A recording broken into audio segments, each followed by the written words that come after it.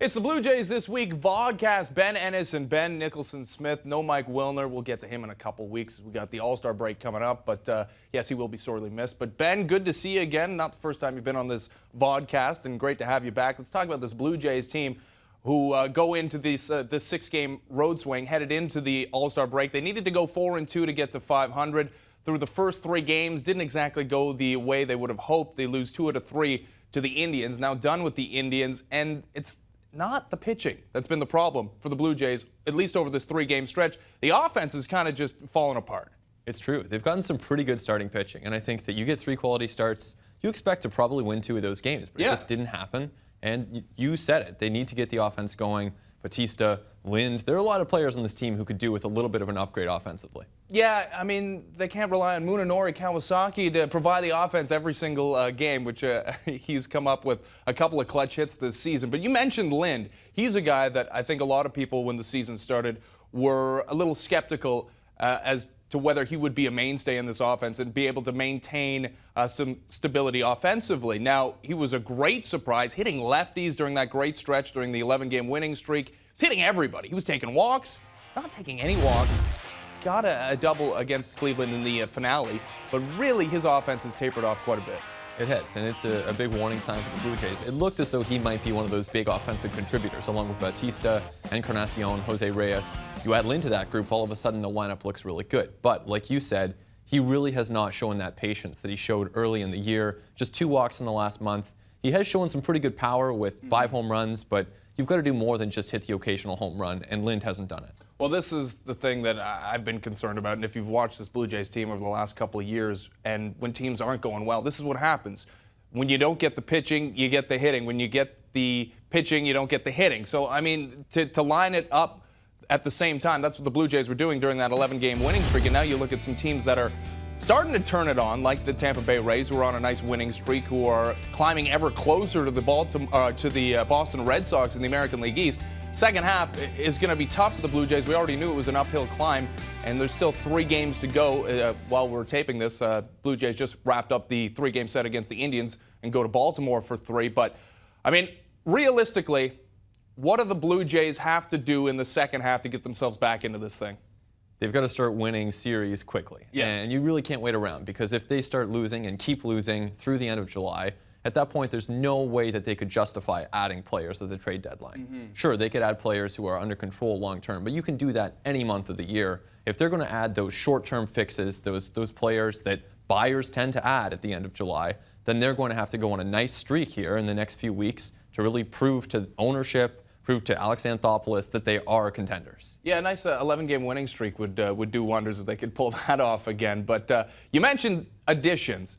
One of the things that's caught a lot of Blue Jays fans' eyes is the fact that it looks like Brett Lawrie is going to come back as a second baseman. That appears to be fait accompli, that he's going to continue his rehab playing second base, could be back for this Orioles series before the All-Star break. But you look at him coming back as a second baseman. He was playing great defense at third base. If he is a second baseman, I don't know if that necessarily adds a place for the Blue Jays to add another bat currently on this team, but maybe they are targeting somebody at third base outside the organization. Chase Headley was a guy a lot of people were looking at preseason as a piece that could be moved. I mean, do you buy into that? What do you make of this decision to put him at second base? It sounds as though it's all about defense up the middle.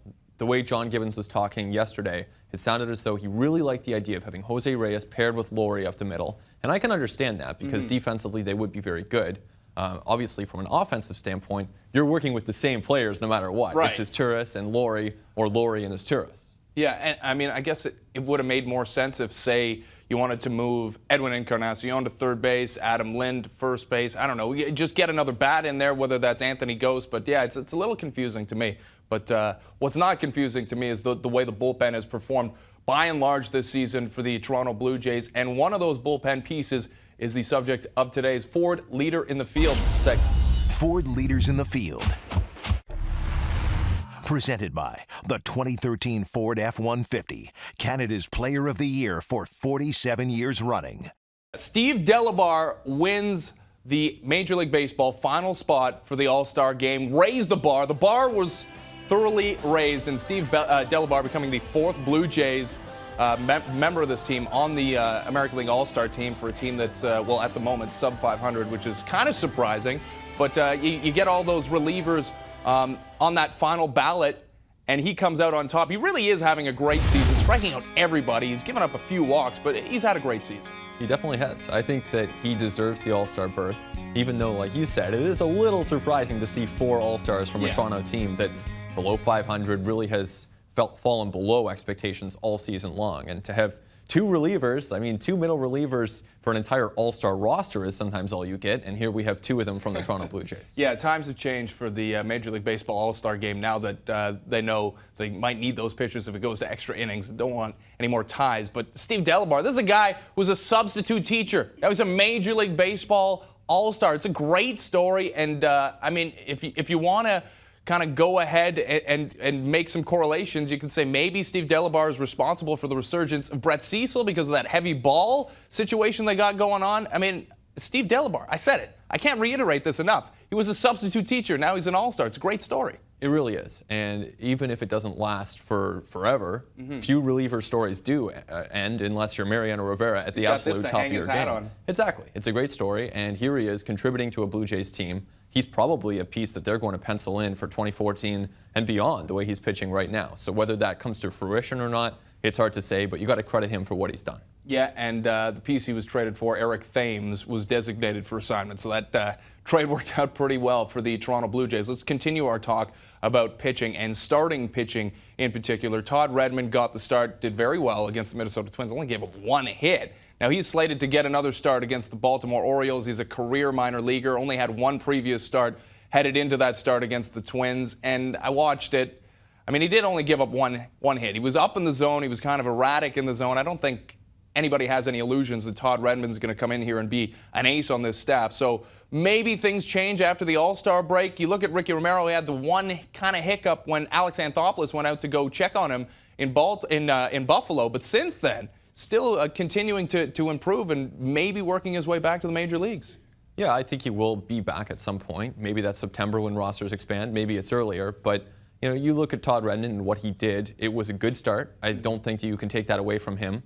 Whether that's going to continue is an open question. He'll have a lot of doubters lining up, pointing out that he was on waivers and exposed to all 30 teams, pointing out that he really has been a minor leaguer to this point in his career. But give the guy credit. He made it to the major leagues, and he shut down the Minnesota Twins. Yeah, which is, I guess, not the easiest task in the world. Not exactly the 27 Yankees, though. Ben, great stuff. You can follow Ben Nicholson-Smith on Twitter, at @BNicholson-Smith. You can follow me on Twitter, @BenIsSNet. Follow Mike Wilner on Twitter. What the hey?